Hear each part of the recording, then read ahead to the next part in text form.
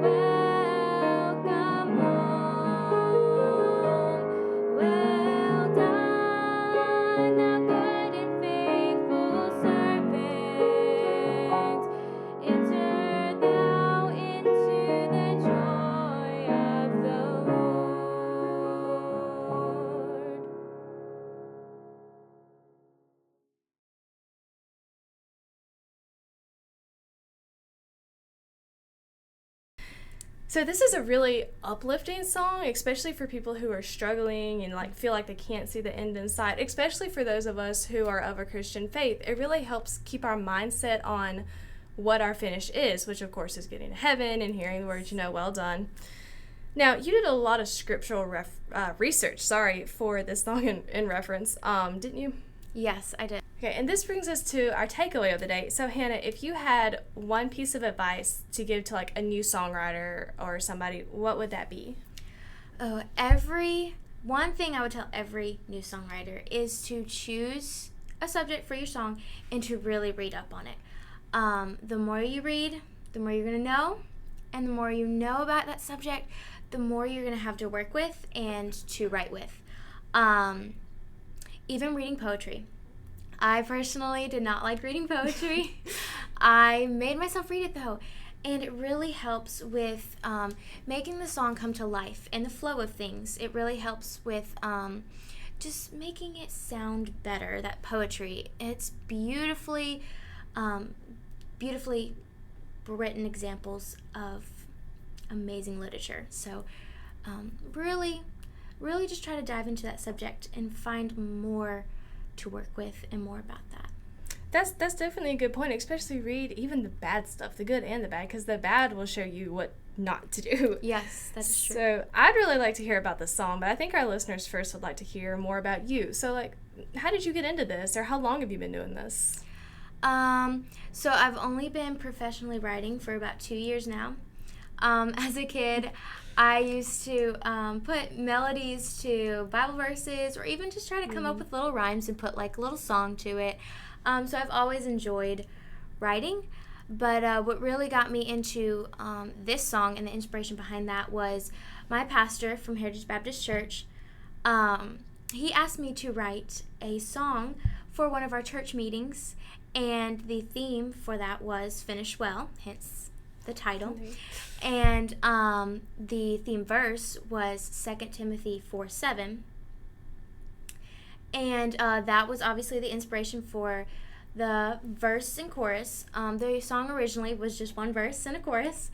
But after the camp meeting and after one of my music teachers heard the song, he really encouraged me to put a second verse to the song and make it complete and an actual song. So I did that by using Hebrews 12:1. That was the inspiration behind the second verse. So, and I added the second verse 3 months later. So it was a little time gap. But yeah, so that's how that came together. Slowly but surely. Well, I think that's great for you just to be starting seriously writing. I mean, it's a really good song to start with. So that is also so sweet that you did it for your pastor. Like, it always helps me whenever I write something for somebody, and you're always like, I did this for you. And isn't it so funny how things come together? Like, sometimes it happens really fast, just a few days, and you have something, or sometimes just a few minutes, and then you put it in a drawer, and nothing comes of it. You get discouraged, and then a year later you pull it back out, and it just lines up. So, guys, if you have something that you cannot get together, don't be discouraged. Eventually, it will come if it's meant to come and if it's good enough. Yes. So my last question is a really important one for all writers who are just looking at a new song. Where do you expect to see this in, say, 2 years? I really hope this song is still an encouragement to people in 2 years. But I also really hope that it's just played on personal devices in the home and even sung by just groups or families in churches. I'd really love to see that. And even if it's just across America, across the world, who knows? Who knows where God can take it? So, but that is my hopes for it in the future. Good. So, like, staying around kind of churches, Christians, CMA, SGMA era. Mm-hmm. And the reason this is so important is it helps a new writer know where they want to pitch. Like, if you're looking at this song, you see it's going to stay in churches, so you're going to pitch more to those artists. But if you have one, like, I think this will be more for festivals or maybe even bars or something, you're going to want to pitch that more country or maybe rock or jazz, pitch to, like, those artists, those musicians. Well, guys, now you know the story behind the song. Hannah, thank you so much for coming on today. It has been such an honor to have you. Thank you for having me.